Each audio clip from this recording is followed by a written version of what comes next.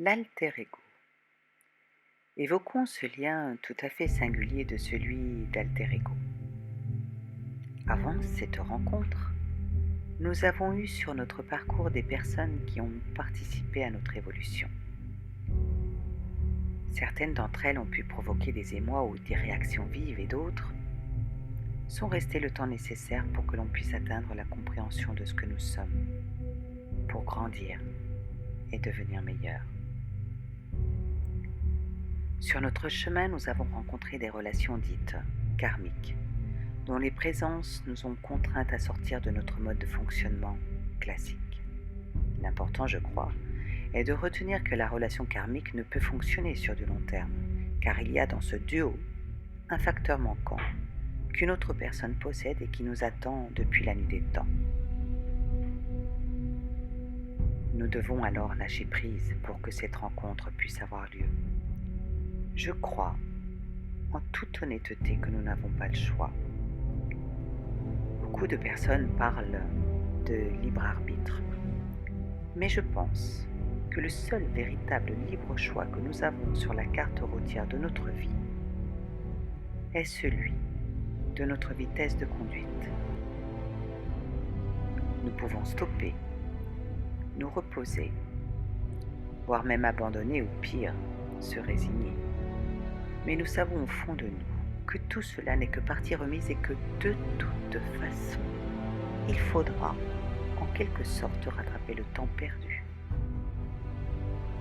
Revenons un instant à cette relation karmique, voire ces relations plurielles, car nous pouvons en connaître une multitude dans une vie. Elles ont pour objectif de nous préparer à la rencontre de l'alter ego, qui est un lien particulier, voire unique dans notre vie. Il est une âme sœur au statut rare et précieux, car nous n'en avons qu'un seul. J'évoquerai aujourd'hui uniquement la relation de couple dont le rendez-vous est pris à travers les âges entre ces deux êtres. C'est une relation qui nous permettra de réaliser notre grandeur, notre liberté d'être et de libérer notre potentiel créateur, voire notre génie intérieur. Ce lien ne peut être comparé à une relation classique car elle ne l'est pas. Elle est le substrat enrichi par les parcours respectifs, un passé que devait vivre chacun des protagonistes pour accéder à une maturité affective et à être enfin prêt à accueillir cette âme sœur, synonyme de complétude. Les deux personnes ne ressentiront probablement pas un coup de foudre loin s'en faut, mais il s'installera une sorte de cohésion complice qui leur fera prendre conscience que leurs destins sont liés, voire scellés. Il est important de révéler, je crois, que cette relation est destinée depuis des temps immémoriaux à matérialiser la spiritualité. Oui, c'est vrai, c'est un vaste programme et pourtant, tout leur semblera comme une évidence. L'univers sera bon seigneur et répondra à leurs demandes respectives car toujours elles seront animées par l'amour, la bienveillance et la foi. Pour que la rencontre terrestre puisse avoir lieu, il y a eu au préalable une connexion dans une autre dimension. Au niveau de l'âme, il y a eu comme une prise de conscience que l'heure du rendez-vous approche et les deux âmes trouvent le moyen de communiquer au-delà du monde matériel. Il peut se manifester par exemple une sorte de sortie astrale, ou bien certains souvenirs des anciennes vies peuvent ressurgir provoquant un déchirement de voile, laissant passer la lumière. Pourtant, tout semblait si bien rangé sur les étagères de la bibliothèque akashique. D'autres signes avant-coureurs peuvent annoncer leur rapprochement qui réduit l'espace et le temps qui les séparent, comme ressentir au fond de soi une vibration qui s'expanse au niveau du cœur, des fourmillements dans tout le corps, une présence invisible. l'intime sensation de ne plus être seul. Il y a aussi des rêves où se manifeste sa présence, des mots prononcés par une voix familière, une caresse qui laisse une trace de bien-être au réveil, un prénom qui revient et qui n'est porté par aucune de vos proches connaissances. Une fois la connexion établie au-delà des frontières physiques, il est fort probable que des envies de solitude se manifestent, car nous recherchons bien malgré nous des moments de tranquillité pour entrer en communication avec celui ou celle qui cherche à nous rejoindre. Quelle que soit sa localisation géographique, l'univers conspirera pour que les âmes se retrouvent, soyez-en sûrs. Plus le temps se raccourcit et plus les sensations corporelles se manifesteront. Elles deviendront de plus en plus puissantes, notamment au niveau du chakra du cœur et du chakra sacré. Soyez attentifs aux messages.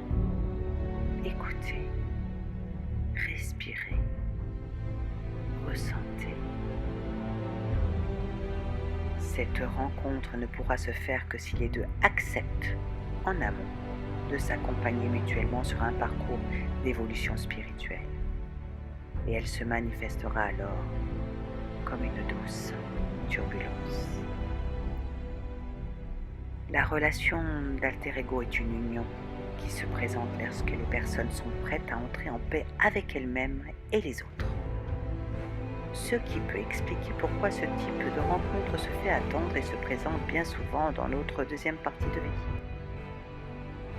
Ainsi, la relation s'établira non pas sur un manque ou des blessures à compenser, mais sur des fondations guéries, consolidées pour y bâtir une relation durable de partage animée par le désir d'élévation. Dans cette relation, la confiance et le respect sont des notions sans lesquelles rien ne pourrait se construire. Ces deux personnes se reconnaîtront comme par enchantement avec une connexion particulière, même s'il y en a toujours un qui sera plus rapide à la détection de cette singulière relation. Il ressentira comme une ode de magie flottant dans l'air.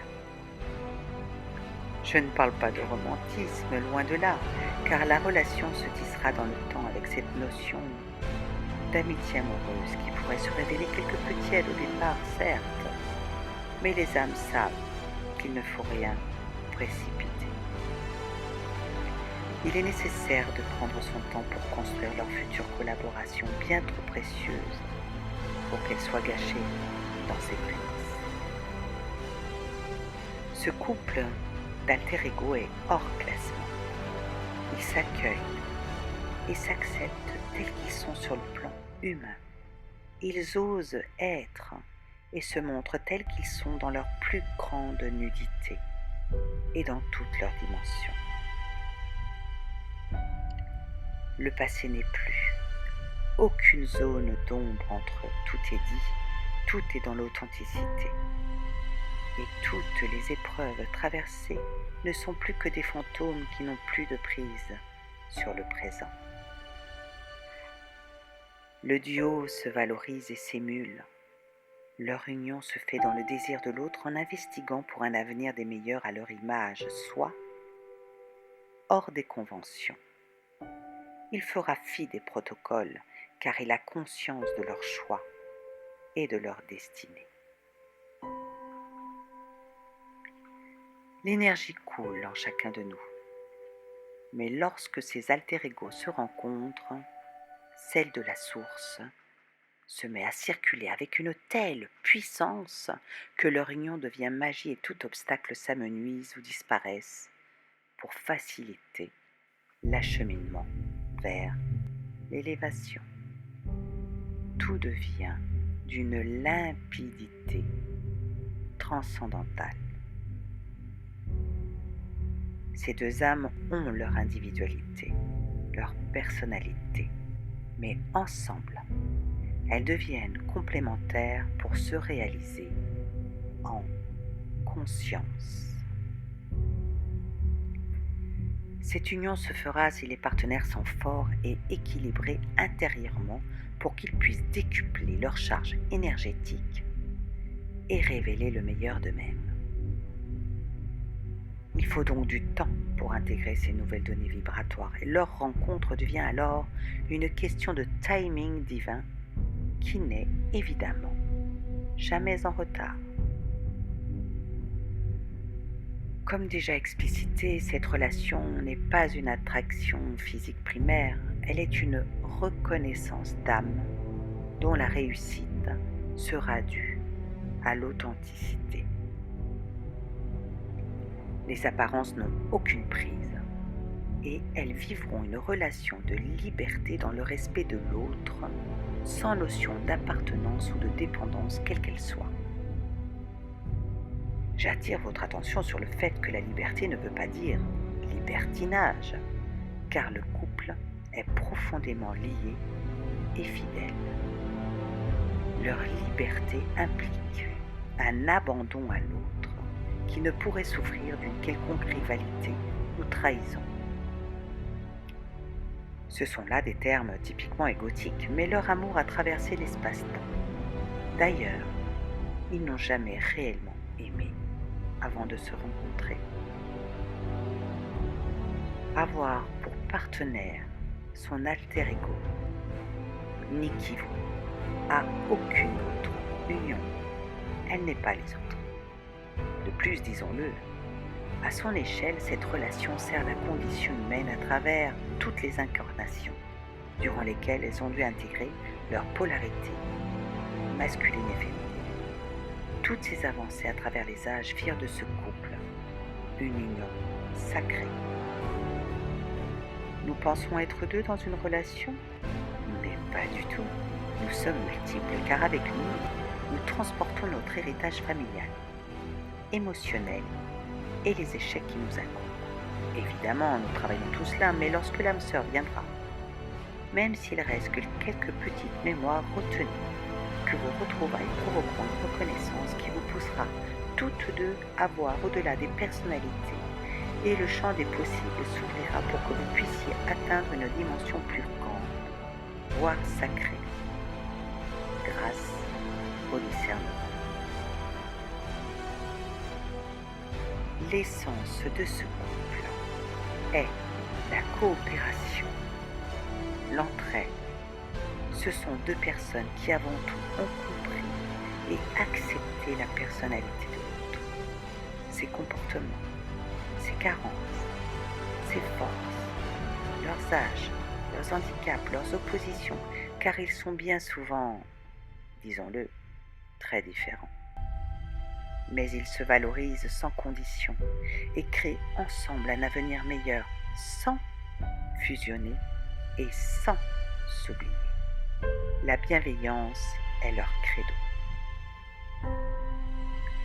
Lorsque vous vous serez déparés de toutes vos anciennes histoires, vous serez enfin prêts aux retrouvailles. Cela peut paraître facile, n'est-ce pas? Et pourtant, vous devrez vous défaire de votre passé sentimental, de vos conflits familiaux ou amicaux, qui ne font plus partie de votre vie présentement, afin de ne fonctionner qu'avec votre énergie personnelle et individuelle. Pourquoi donc, me diriez-vous? Eh bien, parce qu'à chaque histoire d'amour, nous mélangeons nos vibrations, certes, mais pas seulement. Nous partageons aussi, en quelque sorte, le karma du partenaire. Et pour nous les femmes, nous allons jusqu'à porter le nom de l'époux, et donc de toutes les mémoires de sa lignée familiale.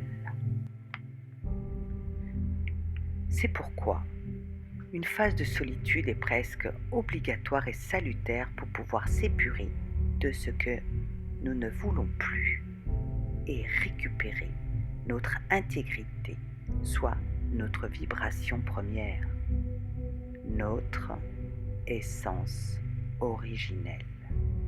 Puis, seulement après, nous serons prêts ou prêtes à accueillir et se donner la chance de réussir cette relation d'exception.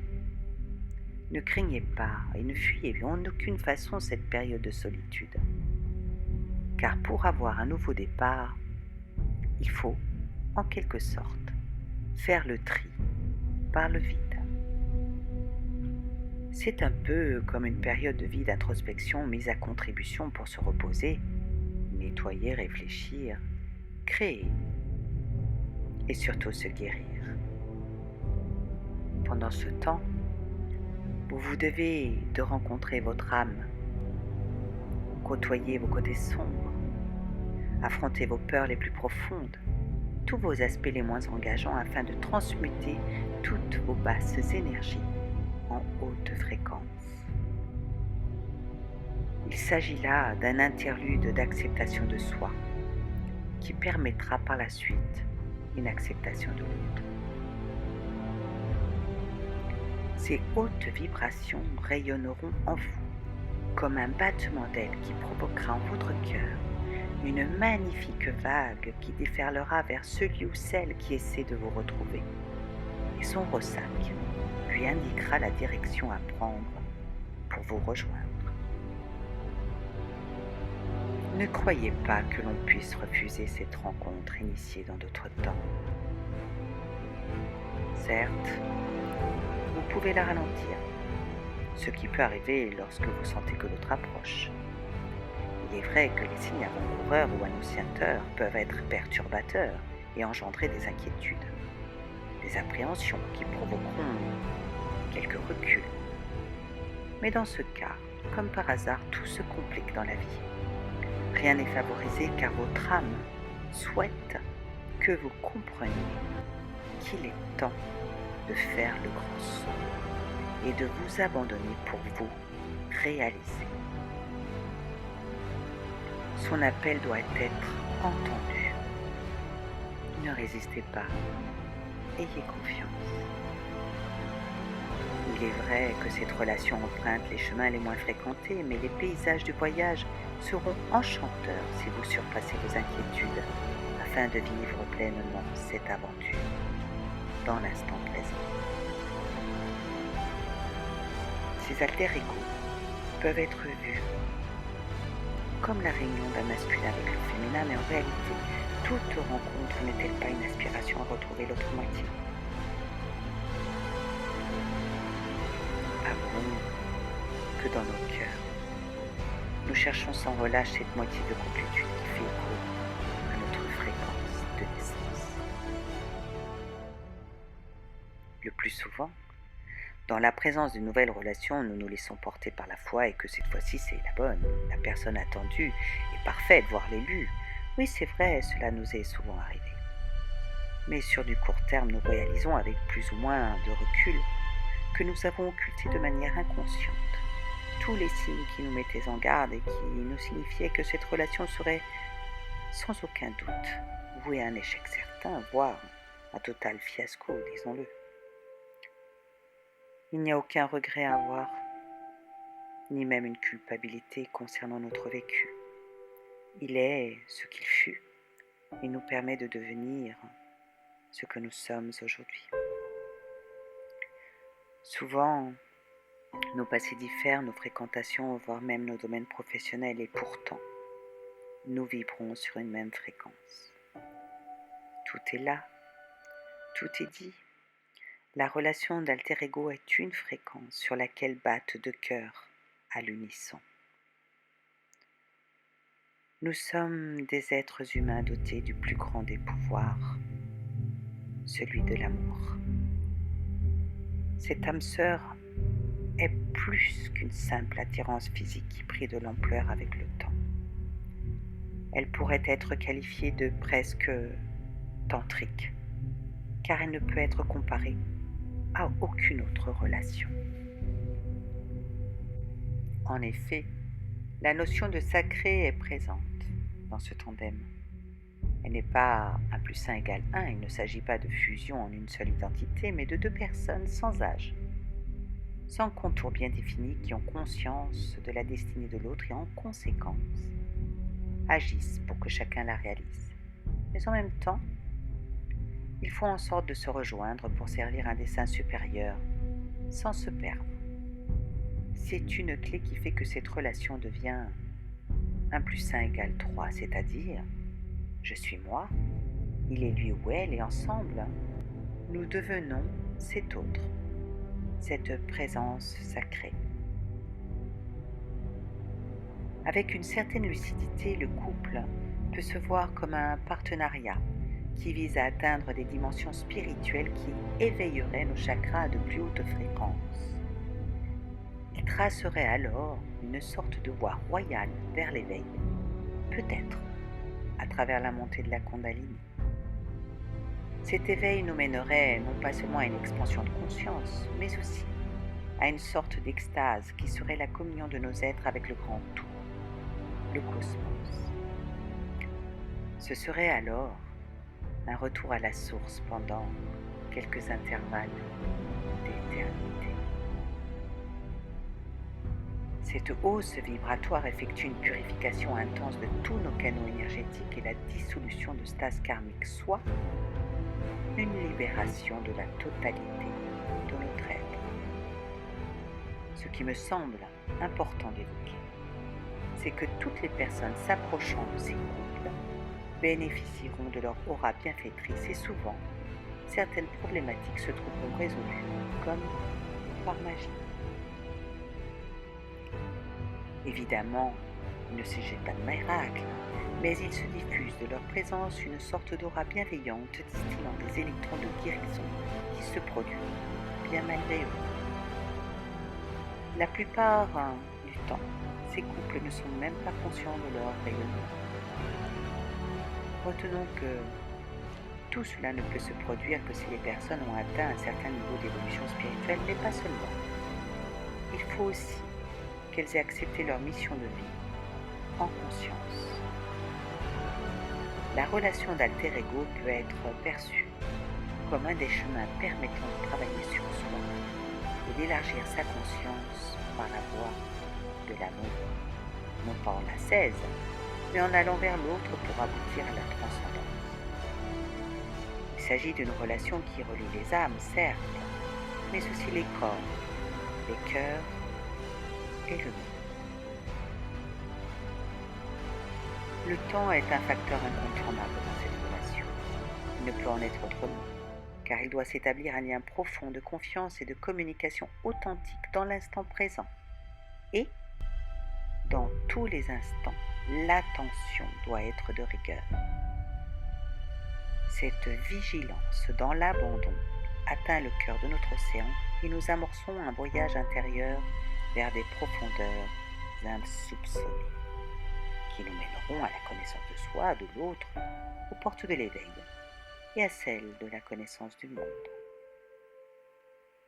L'énergie est un flux constant dans les corps, mais elle est mise en circulation différemment lorsque l'attention des âmes sœurs souhaite atteindre de hautes sphères spirituelles. Elle devient alors puissante et peut épouser le cosmos. Cette énergie amplifiée peut être révélée certes par la relation amoureuse, mais aussi au quotidien, par la réalisation de beaux projets communs, de belles relations et par l'harmonie qu'elle dégage.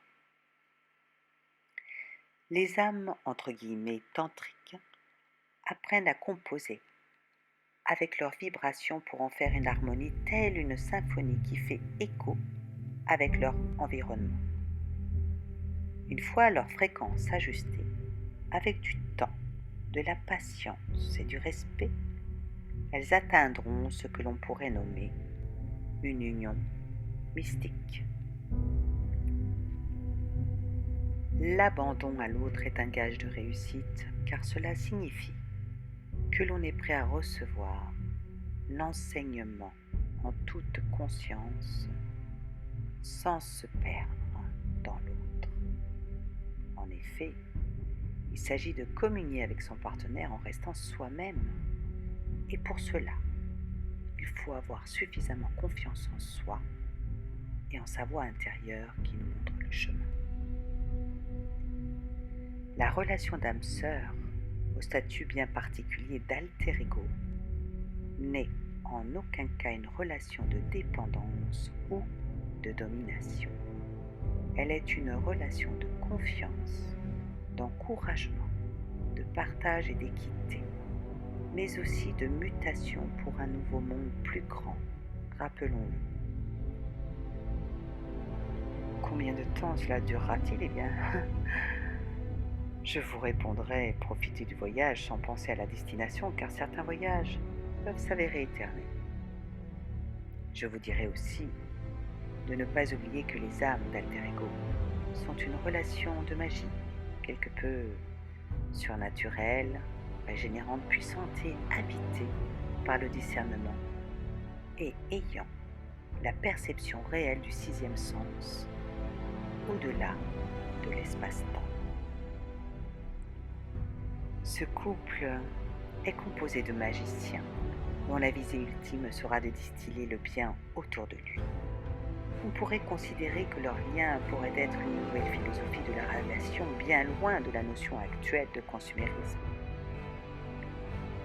L'union du féminin et du masculin permettrait, selon moi, la révélation de la présence sacrée en nous et tout autour de nous. Voyons le couple comme un chemin initiatique pour atteindre l'éveil, car l'amour reste, me semble-t-il, l'énergie unique menant à la compréhension, puis à la transcendance. Ce sera un amour adulte, qui sera patient, intelligent, compréhensif, entier, pour que ces deux individus vivent un sentiment de bien-être au plus profond de leur ADN et assister à leur épanouissement. J'invite les personnes à exprimer leur intention sincère de rencontrer leur alter ego afin de réaliser leur dessein divin.